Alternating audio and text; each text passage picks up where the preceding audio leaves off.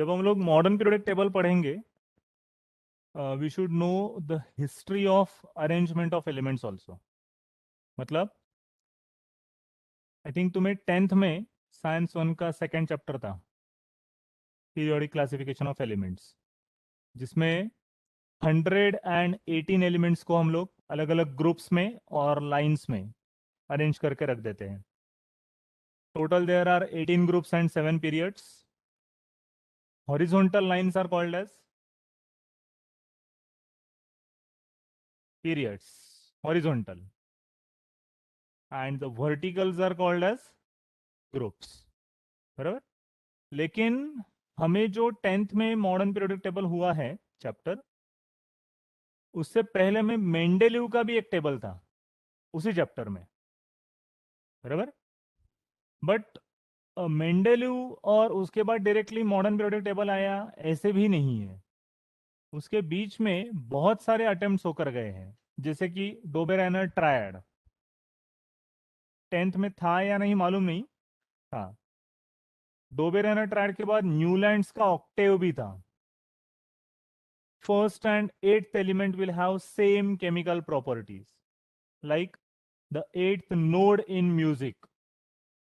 वैसे तो हमारे इंडियन क्लासिकल म्यूजिक में या फिर कहीं भी जाएंगे, संगीत में 7 सुर होते हैं ना, सारे ग म प ध नी सा।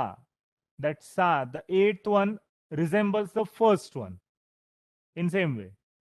अब इस 11 साइंस में हमें मॉडर्न पीरियोडिक टेबल में एक्चुअल अपना कॉन्टेक्स्ट क्या है, चैप्टर में क्या क्या पढ़ना है। सबसे पहले तो long form of table. Long form जो तुम लोगों ने टेंथ में पढ़ा है ऑलरेडी, उसी का रिवीजन है। लेकिन हमें अब ग्रुप वाइज और पीरियड वाइज प्रॉपर्टीज का स्टडी है।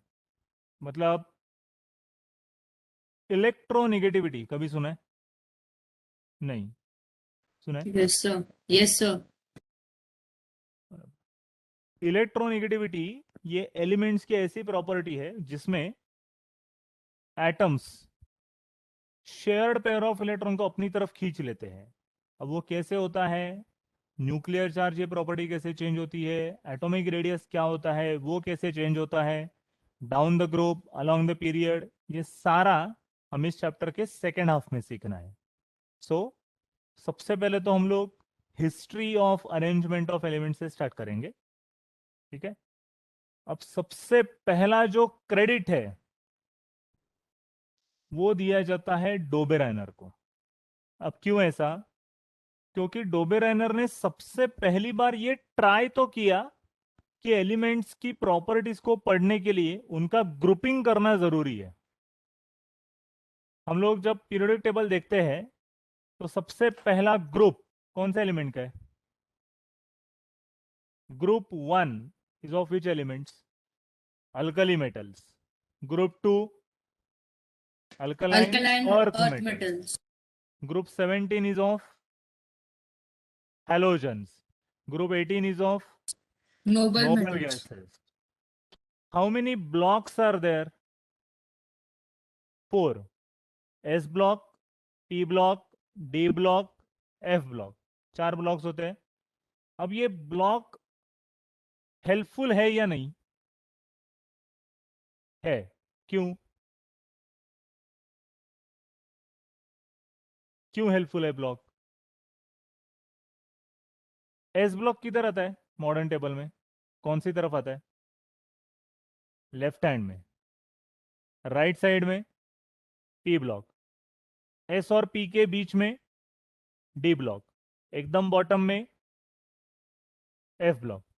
तो अगर हमें लैंथेनाइड्स की स्टडीज करनी है, लैंथेनाइड, तो हम लोग एस पी डी में ढूंढेंगे क्या? हम लोग सीधा कहां पर जाएंगे? एफ ब्लॉक में।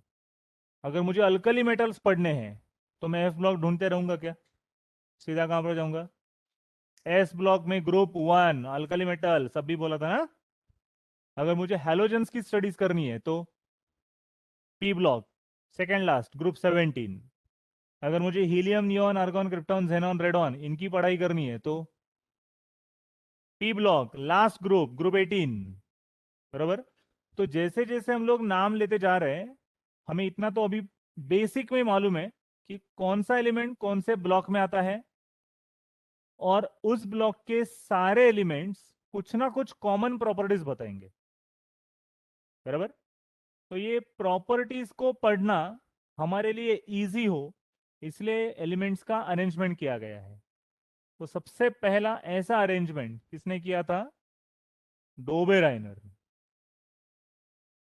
अब डोबेराइनर ने कितने के ग्रुप में एलिमेंट्स को अरेंज किया था? 3। इसलिए डोबेराइनर का कौन सा रूल फेमस है? Triad rule. सपोज उसका फेमस जो ट्रायड है, लिथियम, सोडियम, पोटेशियम। लिथियम का एटॉमिक मास होता है 7, पोटेशियम का एटॉमिक मास होता है 39। ये तुम्हें दो नंबर्स दिए हैं, इनका एवरेज कैसे निकालेंगे? उनको प्लस करेंगे और divide by 2। 7 plus 39 is equal to, divide by 2 करेंगे 23। लेकिन सरप्राइजिंगली ये 23 सोडियम का एटॉमिक मास होता है। मतलब डोबेराइनर ने ऐसे 3 एलिमेंट्स लिए, उनको इंक्रीजिंग एटॉमिक मास के हिसाब से अरेंज किया गया, और उसने रूल क्या बनाया? Atomic mass of the middle element is the average of masses of remaining 2। बराबर ना? बीच वाला जो एलिमेंट है उसका एटॉमिक मास कितना है? पहला और तीसरा, उसका जितना मास है उनके एवरेज के जितना मिडल एलिमेंट का मास बनेगा, बराबर। लेकिन ये रूल सिर्फ इस ट्रायड के लिए कंप्लीटली वैलिड था, मतलब एक्सेप्टेबल था। अब कोई भी रूल बेस्ट वन कब होता है? जब वो सबके लिए अप्लाई हो, बराबर। वैसे तो पीरियोडिक टेबल में कितने एलिमेंट्स है? 118, 118, बराबर ना? लेकिन 118 एलिमेंट्स को अगर हम लोग 3 3 के ग्रुप में करते जाएंगे, सबके लिए ये रूल फॉलो नहीं होता। मतलब इस रूल में कुछ तो कमी है, बराबर। जो सबके लिए एप्लीकेबल नहीं है वो सही नहीं हो सकता। तो डोबेराइनर का ट्रायड का रूल पीछे पड़ गया, और एक नया रूल आया, ऑक्टेव का रूल, न्यूलैंड्स ऑक्टेव। न्यूलैंड्स ने क्या बताया? हम लोग 8 एलिमेंट्स लेंगे, ए, बी, सी, डी, ई, एफ, जी। ये कितने हो गए? 7। आठवां जो होगा वो ए के नीचे ही रहेगा। मतलब अभी ए और एच की प्रॉपर्टी क्या होनी चाहिए? सेम। एच के बाद आई जो रहेगा वो बी के नीचे ही आएगा। तो बी से लेकर आई की पोजीशन देखो, 8 पर होगी। मतलब फिर से बी और आई की प्रॉपर्टीज भी क्या होनी चाहिए? सेम होनी चाहिए। तो ऐसे करते जाएंगे, हमेशा फर्स्ट और 8, सेकेंड और 9th, थर्ड और 10th सेम प्रॉपर्टीज बतानी चाहिए ना? Are you getting? लेकिन फिर से तुम्हारे सामने पीरियोडिक टेबल टेक्स्ट बुक दे जरा, एक सेकेंड। तुम्हारा जो लास्ट पेज है ना टेक्स्ट बुक का, ये वाला, ये निकाल के रखो सामने। टेक्स्ट बुक है? नहीं है? अच्छा अच्छा। उनके पास दो है ना, एक ले ले, तुम दोनों शेयर पेज करो, ये नंबर रखो। कौन सा है? हम्म? है आदर्श, टेक्स्ट बुक नहीं है? इसके पास दो है, टेक्स्ट बुक ही नहीं है। नहीं है, एक ही है लास्ट पे। आज पहला लेक्चर बैठे हो? हाँ। अच्छा, एक ही है, दे दिया। ओके ठीक। सेकेंड लास्ट बेंच है? अच्छा ठीक है। तुम्हारे पास एक भी नहीं है? ओके। नेक्स्ट टाइम से टेक्स्ट बुक कैरी करना है। हाँ, सेकंड हैंड होगा तो भी चलेगा, अपने आजू बाजू में कोई दोस्त वगैरह रहेगा, उनसे परचेस कर लो। हाँ, ओके। अब उस मॉडर्न टेबल में वो अलग अलग कलर्स में बताया है, करेक्ट। उसमें पर्पल कलर का ग्रुप देखो, purple colour noble gases, purple colour noble gases, ठीक है। उसके बाद ज्यादा से ज्यादा एलिमेंट्स कौन से कलर में बताए हैं? Yellow. Yellow. Yellow, sir. They are which elements? Transition metals, Precious yes. metals. लेकिन वो ब्लॉक कौन सा आएगा? D D block, block, sir. D block. उसके बाद तुम्हें एक ही कलर के दो अलग अलग शेड्स एक्सट्रीम लेफ्ट में मिलेंगे, देखो एक्सट्रीम लेफ्ट में वो एक ही कलर के शेड है, रेड कलर के शेड्स है वो। फर्स्ट वाला जो है अल्कली मेटल्स, ग्रुप 1, और उसके बाजू में जो है अल्कलाइन अर्थ, बराबर। लेकिन फर्स्ट और सेकंड ग्रुप मिलकर कौन सा ब्लॉक बन रहा है? S block. हाँ, उसके बाद डी ब्लॉक शुरू हो रहा है, येलो कलर वाला, बराबर। डी जहां पे खत्म हो रहा है वहां से ग्रीन कलर का ग्रुप शुरू हो रहा है, देखो, बराबर। लेकिन वो जो ग्रीन है ना, वहां पे एक जिगजैग लाइन तुम्हें दिखेगी, बोल्ड ब्लैक कलर में, सॉरी पिंक कलर में, देखो हाईलाइट किया है। उस जिगजैग लाइन पे जितने सारे एलिमेंट्स है, they are all metalloids. Metalloids का मतलब क्या है? मेटल्स भी है Properties और of metals non or metals भी है। non-metals. तो रूम टेम्परेचर पे वो क्या होंगे? स्टेट नहीं। Liquid. ये तो सही है कि मेटलॉइड का मतलब उनमें मेटल्स की भी प्रॉपर्टी होती है और नॉन मेटल्स की भी। रूम टेम्परेचर पे वो किसकी प्रॉपर्टी बताएंगे, मेटल्स की या नॉन मेटल्स की? रूम टेम्परेचर पे, नॉर्मल टेम्परेचर पे नॉन मेटल्स। और जब उनका टेम्परेचर बढ़ाएंगे, उनको हीट देंगे, तब वो मेटल्स की प्रॉपर्टी बताएंगे। हम्म? उस जिगजैग लाइन के राइट साइड में तुम्हें फ्लोरीन, क्लोरीन, कार्बन, नाइट्रोजन, ये सब एलिमेंट्स दिखेंगे। They are all non metals. और इस जिगजैग लाइन के लेफ्ट की तरफ मेटल्स। तो सिर्फ पी, पूरे पीरियोडिक टेबल में पी ब्लॉक, उसमें तीनों टाइप के एलिमेंट्स है ना, मेटल्स भी है, नॉन मेटल्स भी है, और जिगजैग लाइन पे मेटलॉइड्स है। सबसे नीचे 14 एलिमेंट्स की दो लाइनें हैं। First line is lanthanides, second one is actinide. अब सवाल ये है, ये जो पहली लाइन है ना, एफ ब्लॉक में पहली, वो 14 एलिमेंट्स है ना, उसमें सबसे पहला क्या लिखा है, कौन सा एलिमेंट लिखा है? Lanthanum, Platinum. बराबर। Why the first 14 elements are called as lanthanides? Lanthanides क्यों कहा जाता है उनको? Because they सिर्फ have इसीलिए? similar properties with lanthanum.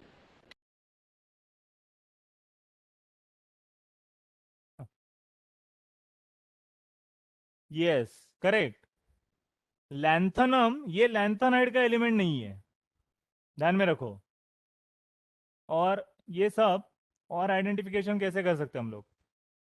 Lanthanum का एटॉमिक नंबर देखो कितना दिया है। लैंथनम का एटॉमिक नंबर किधर लिखा होता है? नीचे है। यहाँ पे 57 लिखा है कि नहीं? हाँ, अब 57 ना, एक सेकेंड ना, ये जो दो ब्लॉक्स दिख रहे हैं ना, वहां पर देखो एटॉमिक नंबर क्या आना चाहिए था? LA ऊपर भी लिखा है ना, और वहीं नीचे भी लिखा हुआ है तो एक एलिमेंट एक साथ दो अलग अलग पोजीशन पे हो सकता है क्या? नहीं हो सकता ना, वो कहीं एक पोजीशन पर ही होना चाहिए। कहां पर होगा वो? डी ब्लॉक में होगा या एफ ब्लॉक में होगा? डी में होता है वो। लैंथनम जो है ना वो डी में होता है, लेकिन फिर भी हमारे लिए लैंथेनाइड्स की सीरीज है ना, तो लैंथेनाइड की सीरीज कहां से शुरू होती है मालूम है? सेरियम, सी ई से लेकर एल यू तक। वो देखो नीचे 14 एलिमेंट्स में मिलेंगे तुम्हें। समझा? अब ये जो सेरियम से लेकर लूटेशियम तक 58 टू 71 एटॉमिक नंबर है इनके। ये कितने एलिमेंट्स हो गए देखो? 14, बराबर। तो सेरियम से लेकर लूटेशियम तक ये 14 एलिमेंट्स जो है वो लैंथेनाइड्स की ही कुछ कॉमन प्रॉपर्टीज बताते हैं, इसलिए उन्हें कहा जाता है लैंथेनाइड्स। और वैसे नीचे के जो 14 एलिमेंट्स है वो एक्टिनियम की कुछ कॉमन प्रॉपर्टी शेयर करेंगे, इसलिए उनको कहा जाएगा एक्टिनाइड्स। समझा अभी? Very clear. फर्दर सर हाँ बोलो। सर ये जो आपने बोला कि डी ब्लॉक में होता है लैंथेनियम, लैंथेनाइड्स एंड एक्टिनाइड्स का जो पार्ट है, वो जो दो जन है, वो मैम वो हाँ, सर वो समझा नहीं सर, वो जरा वापस एक्सप्लेन करेंगे? क्या क्या? सर ये जो डी ब्लॉक में जो लैंथेनाइड्स एंड एक्टिनाइड्स का जो ये दो ब्लॉक्स, आई मीन ये दो पोजीशंस है ना सर, वो समझा नहीं हाँ, सर मुझे, एक बार एक्सप्लेन करेंगे? अब उसके लिए ना उसका बेटर एक्सप्लेनेशन ये है, हमें इस साल मतलब 11 साइंस में एक स्ट्रक्चर ऑफ एटम का चैप्टर है। स्ट्रक्चर ऑफ एटम के अंदर हमें ऑर्बिट्स एंड ऑर्बिटल्स का स्टडीज है। We all know about atom. Size में बहुत बड़ा है, बहुत छोटा रहता है, बहुत ही छोटा, बराबर। एटम के अंदर कौन से पार्टिकल्स होते हैं? Protons, neutrons, electrons. लेकिन किसी भी एटम के सेंटर में न्यूक्लियस होता है। तो और न्यूक्लियस के बाजू में कुछ सर्कुलर पाथ्स होते हैं ना। यस, इसे क्या बोला जाता है? शेल्स। शेल्स को ही दूसरा नाम है ऑर्बिट्स। अब तुम लोग मुझे ये बोलो, प्रोटॉन्स कहां पर मिलेंगे? सर न्यूक्लियस न्यूक्लियस के में। में। इलेक्ट्रॉन्स कहां पर मिलेंगे? ऑर्बिट्स में सर। अब ये जो ऑर्बिट्स है, K, L, M, N, O and onwards ऐसे रहेंगे। लेकिन हर एक ऑर्बिट में सेम नंबर ऑफ इलेक्ट्रॉन्स मिलेंगे क्या? के में नहीं सर, नहीं सर। 2, एल में 8, एम में 18, एन में 32। इलेक्ट्रॉन का नंबर बढ़ते जाएगा, लेकिन फिर भी ये पूरा रिप्रेजेंटेशन ही गलत है जो अभी तक तुम लोगों ने पढ़ा है। वो 11th में यही पढ़ना है, फिर भी वो गलत है। वो क्यों गलत है? अभी तक के साइंस में यही पढ़ा है ना, पूरा गलत है। क्यों?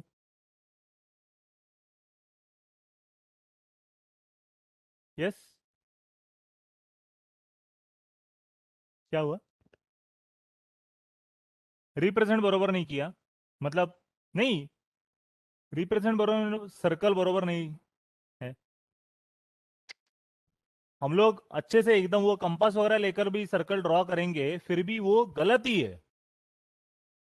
ये कॉन्सेप्ट ही गलत है, ये मेरा कहना है। सर्कल तो हम लोग हाथ से निकालेंगे तो थोड़ा बहुत यहाँ वहां हो जाएगा, लेकिन फिर भी ये सर्कुलर पाथ में इलेक्ट्रॉन घूमते हैं, ये जो हम लोग बोल रहे हैं ये बोलना ही गलत है। कॉन्सेप्ट ही गलत है, ये बोल रहा हूं मैं। क्यों? सर वो एलिप्टिकल ऑर्बिट में घूमते हैं क्या सर? ऑर्बिट सर्कुलर हो इलिप्टिकल हो, ऑर्बिट का कॉन्सेप्ट ही गलत है, ये मेरा कहना है. भूमी का बरं? अरे झालंय आपलं, काय अशी करतेस तू? यस बोलो. बिकॉज ये 2 डायमेंशन समझ में में है आ रहा है और ना फिर क्या एटम्स चालू है 3 वो? डायमेंशन में हाँ. होते हैं. यस यस सर रिया, स्पीक लाउडली. रिया.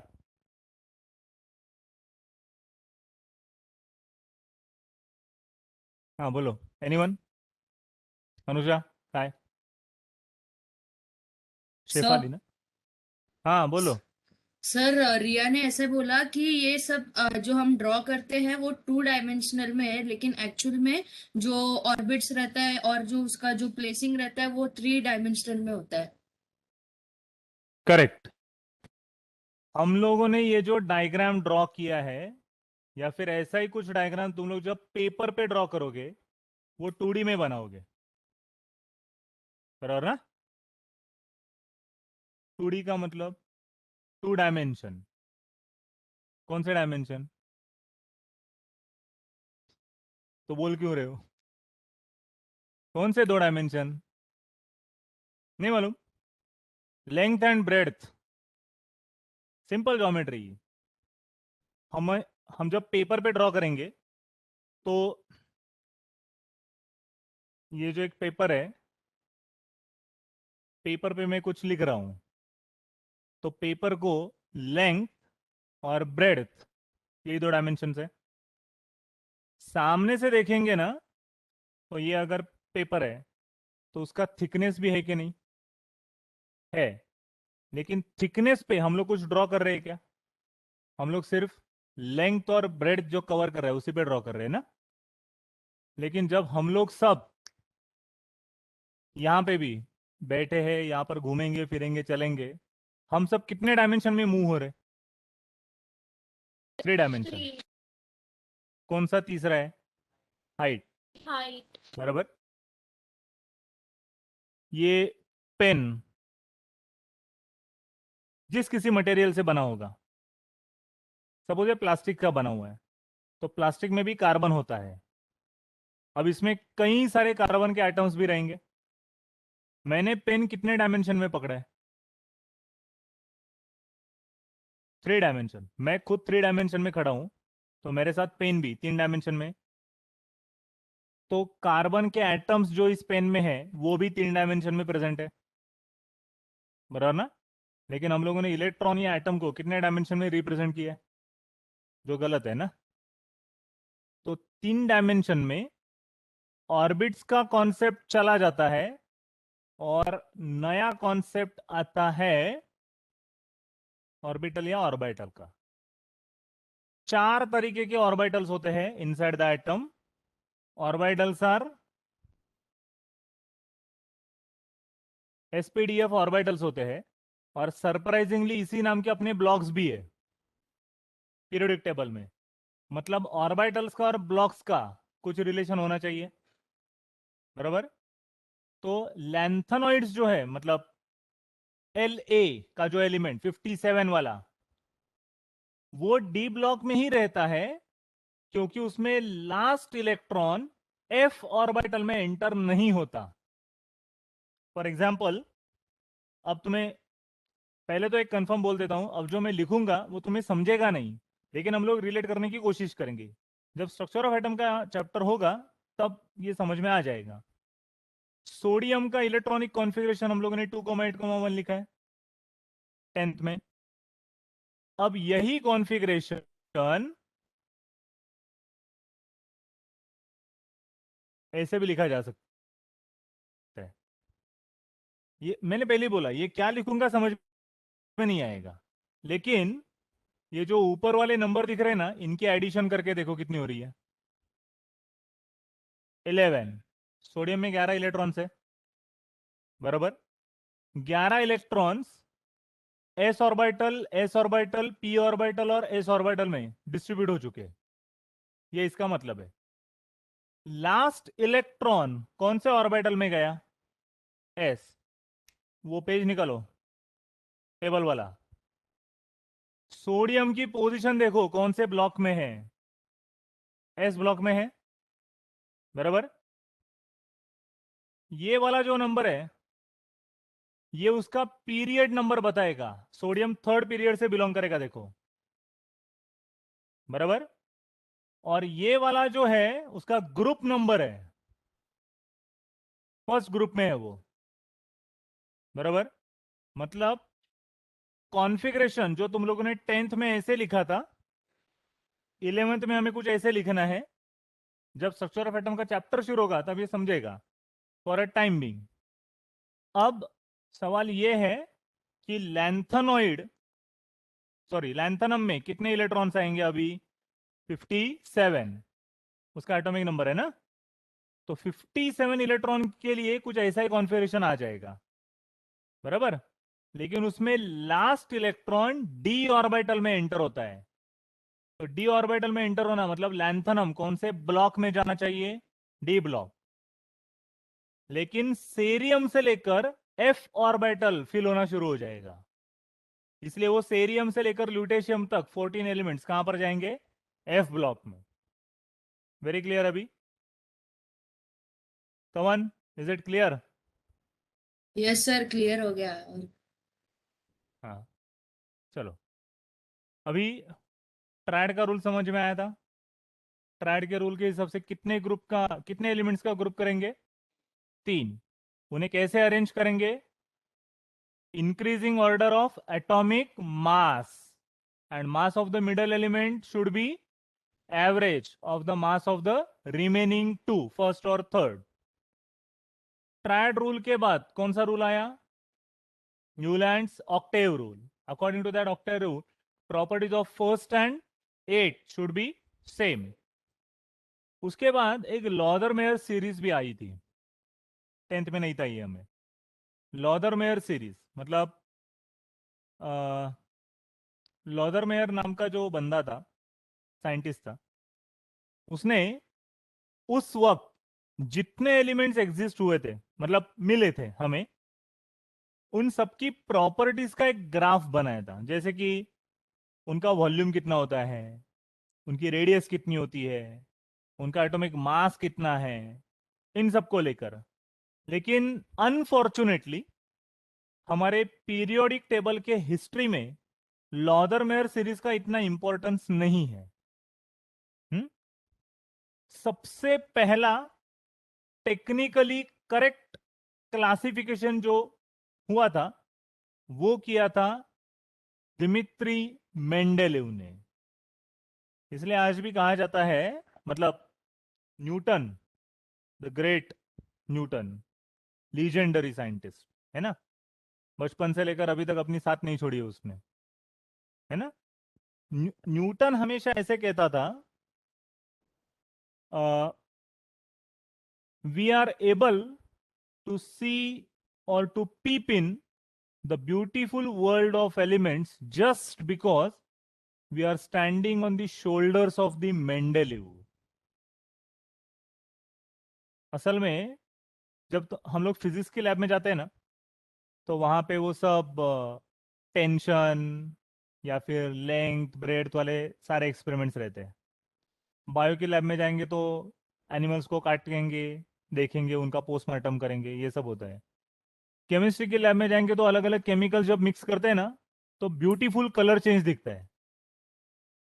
तो हमें मालूम भी नहीं होता कि टेस्ट ट्यूब में दो लिक्विड्स मिक्स करने के बाद कलर क्या आएगा। लेकिन जब कलर चेंज हमें मिलता है ना, और हमारे लिए जो रेड है, उस रेड कलर की भी अलग अलग शेड्स हमें केमिस्ट्री के लैब में दिखाई देती है।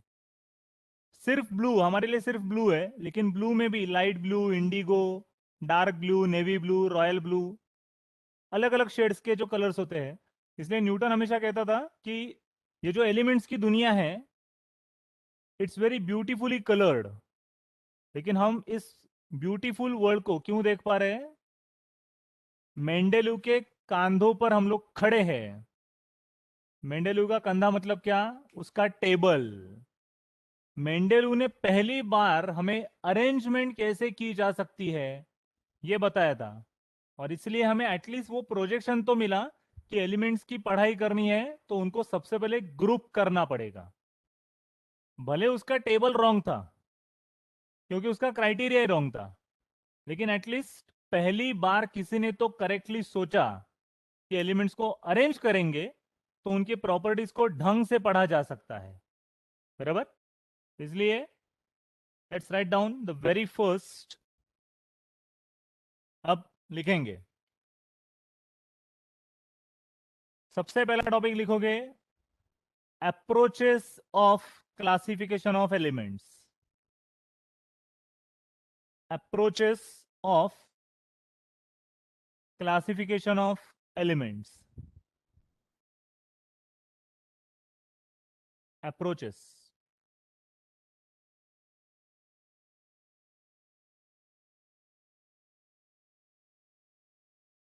Approaches of classification of elements. सबसे पहला लिखो उसमें Dobereiner triads.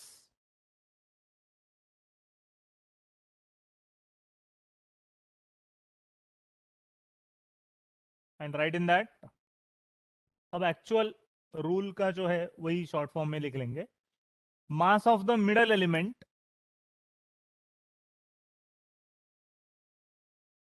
mass of the middle element is the average of mass of the middle element is the average of mass of the remaining two, mass of the remaining two elements.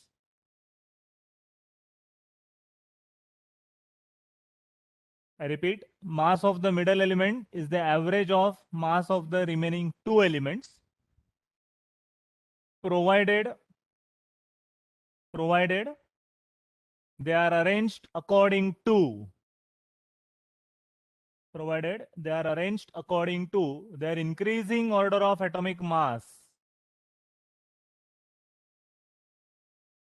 Their increasing order of atomic mass. Example,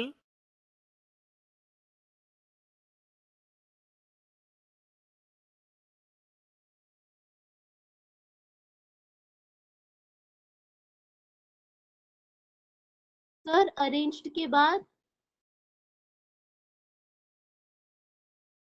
arranged according to their increasing order of atomic mass.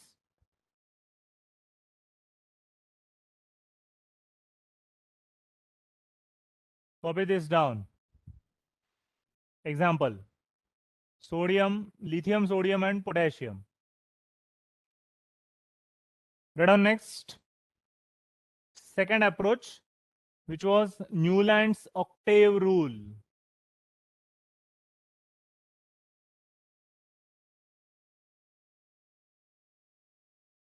Second, Newland's octave rule. It states that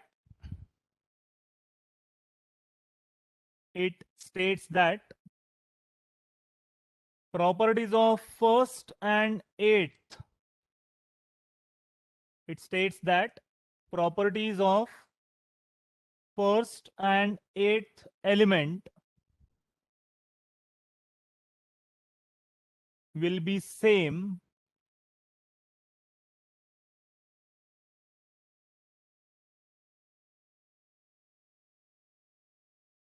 as of first and eighth node in music.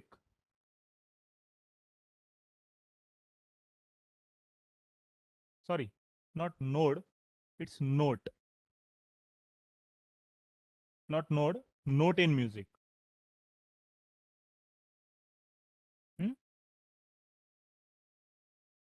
उसके बाद third approach लिखो, Mendeleev's periodic table.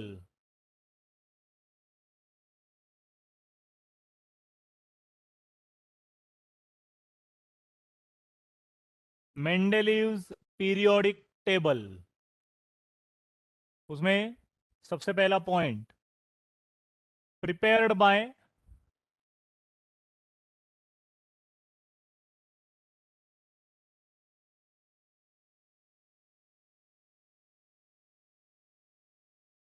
D.I. Mendeleev.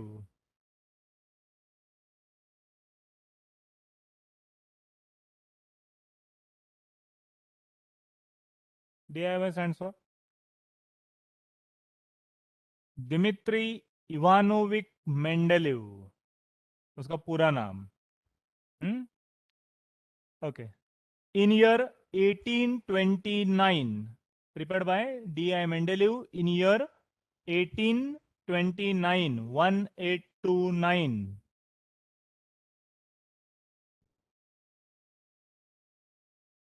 One eight two nine. हाँ। Next point में लिखो, he arranged 56 elements, he arranged 56 elements discovered by that time,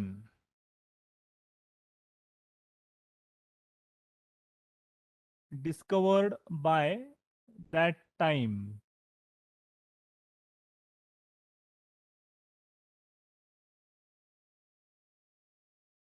बोलो।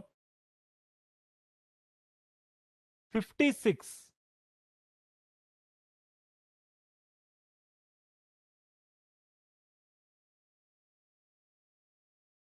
okay, next one, he arranged the elements, third point है, मतलब he arranged the elements according to their, he arranged the elements according to their increasing atomic masses,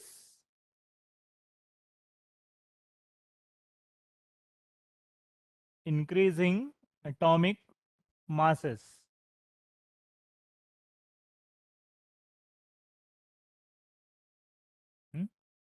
अब Mendeleev ने जो भी काम किया है, मेंडेलीव के टेबल में जो हम लोग देख पाते हैं,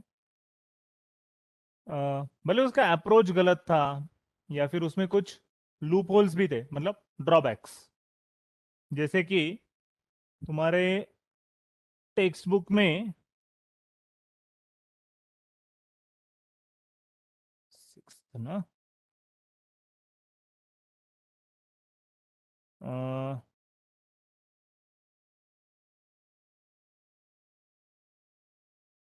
नहीं, तो मेंडेलीव का टेबल दिया ही नहीं है ना।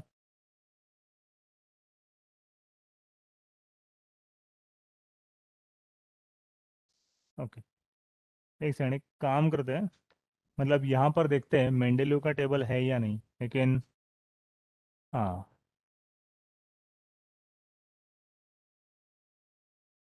Yes, as you can see, ये राइट साइड में जो देख पा रहे हो, this is Mendeleev's periodic table, और मतलब इसी के सामने अगर हम लोग ये कंपेयर करते हैं, ये अपना मॉडर्न टेबल है, इसके कंपैरिजन में इसमें सबसे पहले और रिमार्केबल जो डिफरेंस है वो है ग्रुप का नंबर। देखो, इसमें 18 ग्रुप्स है, इसमें ग्रुप का नंबर बहुत ही कम है, बराबर। उसके बाद अगर विजिबल है तो लास्ट और सेकेंड लास्ट ग्रुप यहां पे आएगा या नहीं मालूम नहीं मुझे, देखते हैं।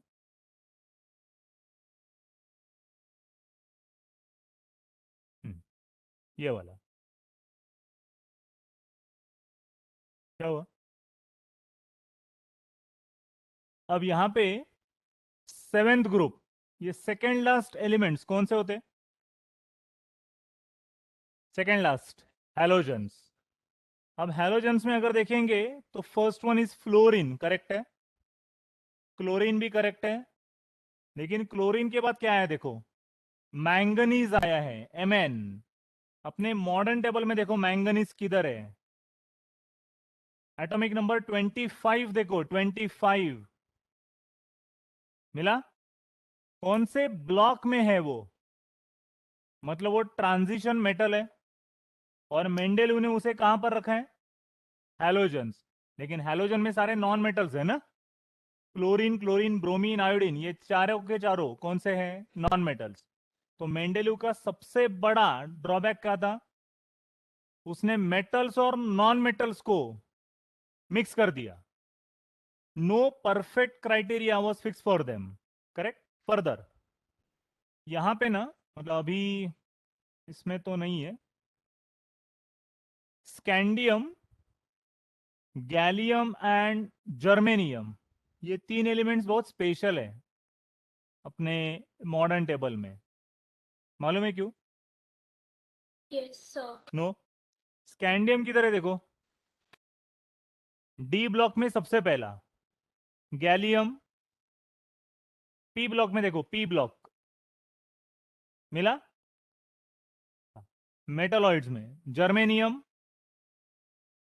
जीई, गैलियम के आजू बाजू में देखो, उसके बाजू वाले ग्रुप में ही है वो, है ना। तो ये स्कैंडियम, गैलियम, जर्मेनियम, ये तीन बहुत स्पेशल एलिमेंट्स है। क्यों? नहीं, मेंडेलीव ने उसे ढूंढा नहीं था। They were predicted by. Scandium, gallium, germanium, ये तीनों एलिमेंट्स मेंडेलीव ने जब उसका टेबल प्रिपेयर किया था, उस वक्त किसी को मालूम भी नहीं थे। लेकिन मेंडेलीव ने अपने टेबल में, अब इसमें वो बताया नहीं है, दूसरी इमेज देखते हैं। मेंडेलीव ने अपने टेबल में 3 एम्प्टी स्पेसेस छोड़ दिए थे, और उनका नाम उसने रखा था इका बोरॉन, इका एल्यूमिनियम, इका सिलिकॉन। लेकिन वो इतना दिमाग से था कि जो एलिमेंट्स ढूंढे नहीं गए थे, उनकी प्रॉपर्टीज क्या होगी ये उसने बता के छोड़ा था, कि अभी मिले नहीं ये एलिमेंट्स, लेकिन जब कभी मिलेंगे तो इनकी प्रॉपर्टी सो एंड सो ऐसे ही मिलेंगी।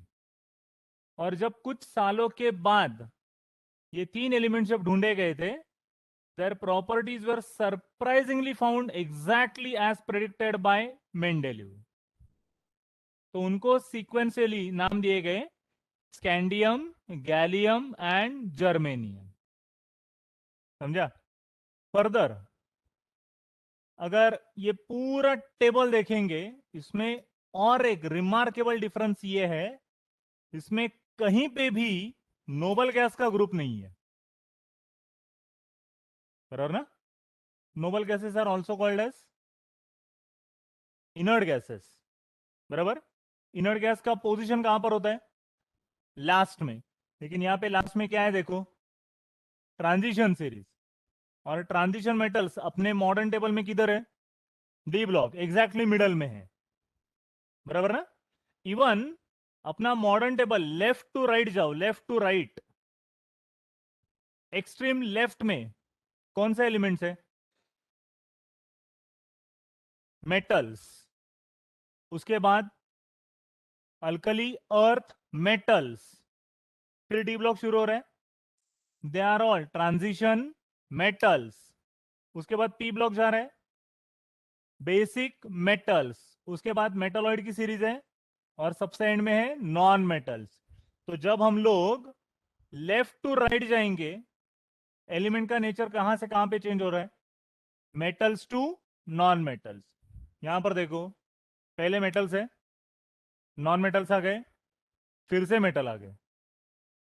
तो कोई फिक्स ट्रांजिशन मिल नहीं रहा है ना, बरोबर।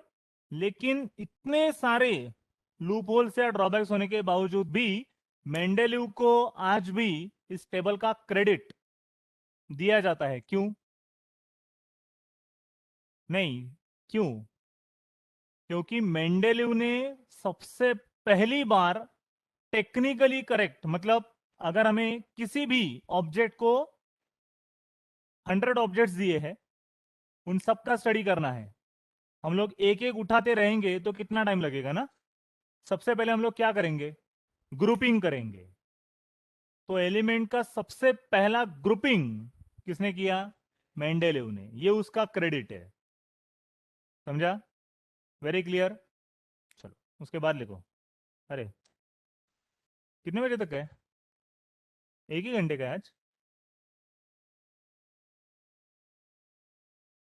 क्या किसे बोला है 11:10 को? ऐसा और टाइमिंग बोला? 11 बजे तक ही है ना? ठीक है। 11:10 से सेकंड लेक्चर है। वो किसका है?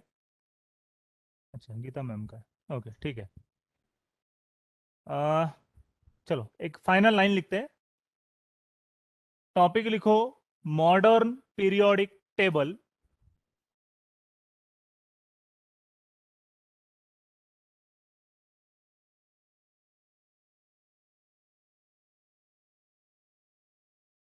Modern periodic table. उसमें फर्स्ट पॉइंट में लिखो प्रिपेयर्ड बाय हेनरी मोजले इन 1913। सेकेंड पॉइंट में लिखो 118 elements 118 118 elements arranged according to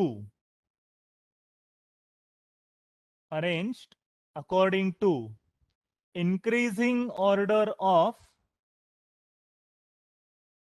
arranged according to increasing order of atomic numbers, increasing order of atomic numbers।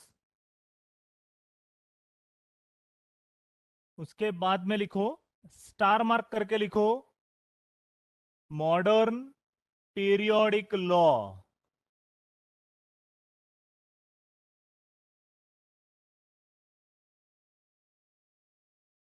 उसमें लिखो it states that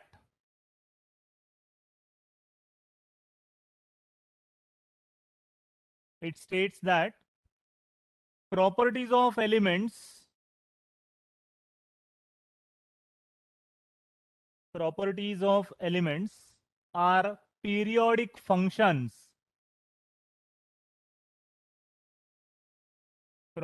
of elements are periodic functions of their atomic number।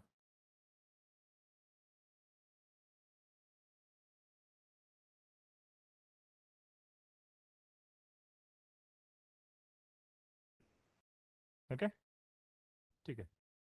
चलो stop here for a day.